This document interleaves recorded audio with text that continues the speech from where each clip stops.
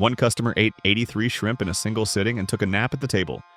Another consumed 14,000 calories worth of fried shrimp in 4 hours. And when servers tried to enforce the rules, managers got spat in the face.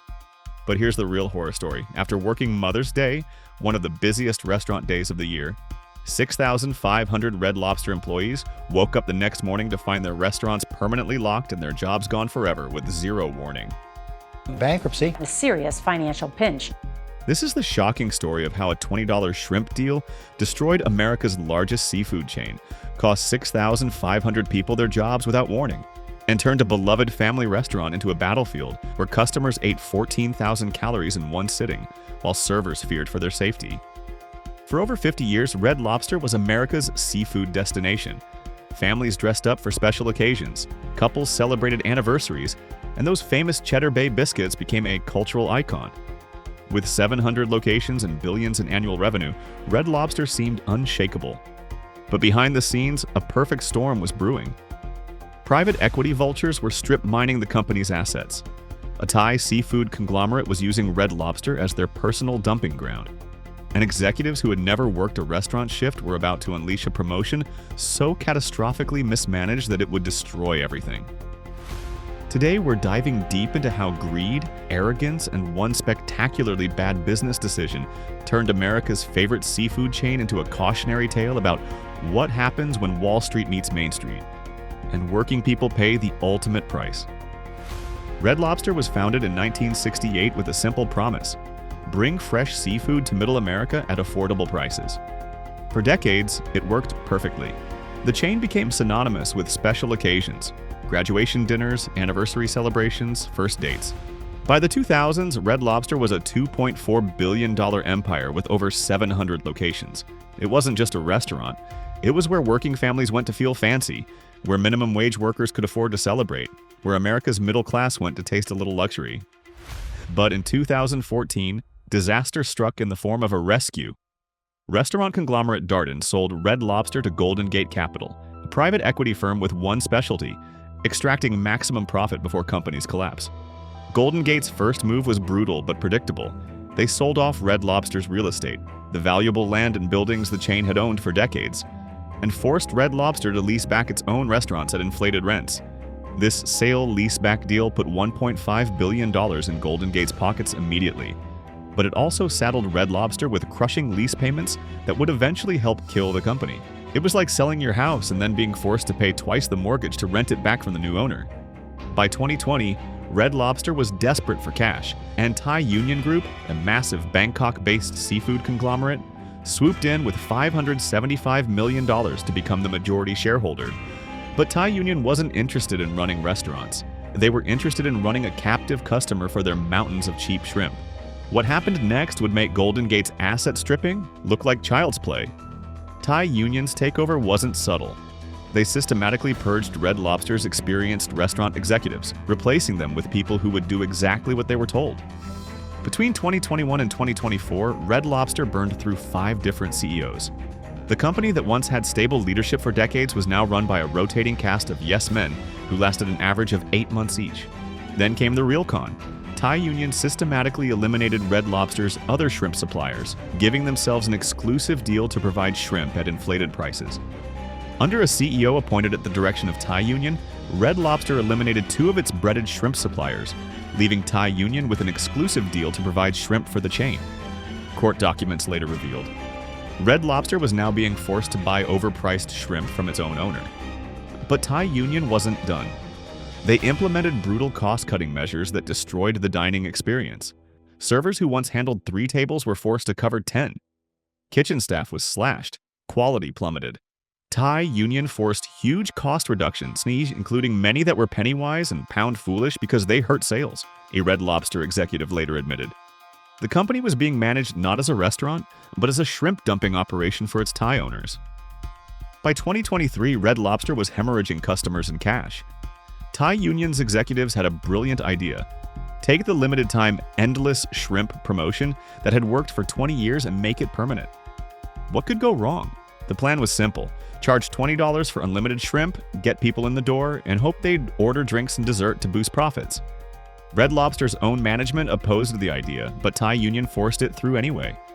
When Ultimate Endless Shrimp launched in June 2023, the results were immediate and catastrophic.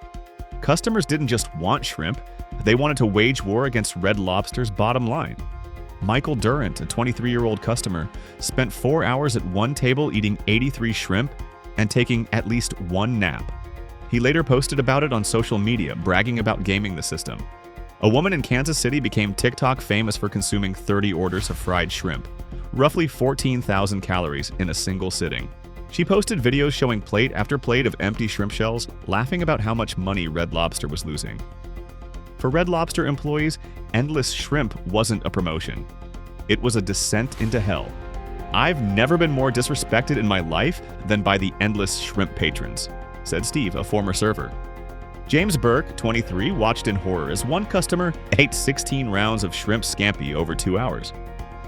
"I just had to watch this man eat plates upon plates of scampi, which isn't even served over pasta.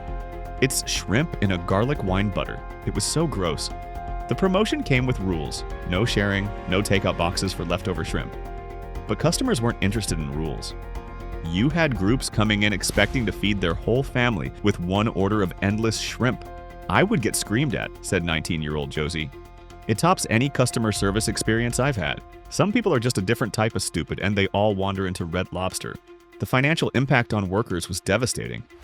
"I usually made $200 a night before Endless. Once it became a thing, I was down to $90, Steve explained. But the worst part wasn't the money, it was the violence. Managers were spat on, servers were screamed at. The older customers who dressed up and looked nice were replaced by what employees called a younger, rowdier crowd, who treated the restaurant like a battleground. Behind the scenes, the kitchen was collapsing. You stress out the kitchen. You stress out the servers. You stress out the host. People can't get a table. It creates a lot of chaos operationally, new CEO Damola Adamalekan would later admit. Restaurants ran out of shrimp for days or weeks at a time. The excessive merchandising decision led to supply issues resulting in major shortages, court documents revealed. Red Lobster couldn't even supply its own promotion, and by the fourth quarter of 2023, the damage was undeniable. Endless Shrimp had cost Red Lobster $11 million in just 3 months. The promotion that was supposed to save the company was instead bleeding it to death. But Thai Union didn't care about Red Lobster's losses. They were making money selling overpriced shrimp to their captive customer. It was the perfect scam. Bankrupt the American restaurant chain while profiting from its destruction. By early 2024, Red Lobster was in free fall. The company brought in Jonathan Tibus, a restructuring expert whose specialty was managing companies through bankruptcy. The writing was on the wall. Tibus tried desperate measures, closing underperforming locations, cutting staff, reducing menu options. But it was too late. The Endless Shrimp disaster had created a death spiral that couldn't be stopped. May 12, 2024 was Mother's Day, one of the most important days on the restaurant calendar. Red Lobster employees across the country worked brutal shifts, serving hundreds of families celebrating the holiday. Servers like Burke and Josie worked exhausting shifts, dealing with endless shrimp chaos while helping families create special memories. They had no idea it would be their last day at work. "They made us work Mother's Day to get that quick buck, and then they closed us," Burke said. On Monday morning, May 13th, employees across the country arrived at work to find their restaurants permanently locked. "I lost my job today without warning and working Mother's Day yesterday," one devastated employee posted on Twitter. "I'm one of the lucky ones who don't have kids or a house to pay off. Just so terrible leaving all those employees with nothing, no notice, anything." What Red Lobster did wasn't just cruel, it was illegal. Federal law requires companies to give 60 days notice before mass layoffs. Red Lobster gave 0 days. What Red Lobster did in New York is illegal. They closed their doors with no warning, so now we are unemployed, one worker posted.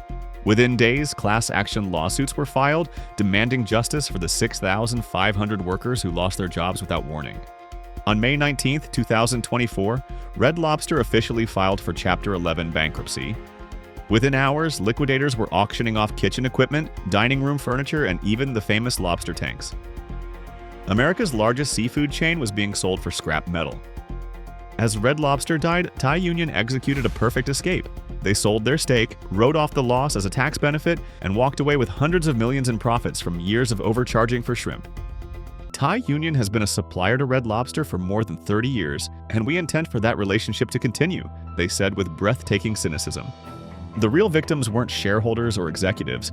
They were people like TikTok user Naomi, who discovered her restaurant was closed through a phone call, or the thousands of families who lost their primary income overnight without warning. Here's the brutal truth. Red Lobster's collapse wasn't really about unlimited shrimp costing $11 million. It was about what happens when private equity vultures and foreign conglomerates strip mine an American institution while working people pay the ultimate price. Golden Gate Capital extracted $1.5 billion selling Red Lobster's real estate. Thai Union made millions overcharging for shrimp while bankrupting their customer. The executives who destroyed the company all found new jobs. The only people who lost everything were the 6,500 workers who actually made the restaurants run, and they didn't even get the legally required 60 days notice. This isn't unique to Red Lobster. From Toys R Us to Sears, the playbook is always the same. Financialize, extract, abandon. Workers lose jobs, communities lose gathering places, and America loses another piece of its economic foundation. The new owners even launched a promotion called Spend Less Shrimp, a cruel joke acknowledging the disaster that killed the original company. For the people who extract wealth from American businesses, human suffering is just another marketing opportunity. Now, what do you think? Was Red Lobster's collapse really about shrimp? Or was it about a system that treats workers as disposable and communities as profit centers? How many more American companies will die this same death before we say enough? If this story made you angry, subscribe for more deep dives into how corporate greed destroys American jobs and communities. And check out our other videos on how great companies rise and fall with good and reckless management decisions.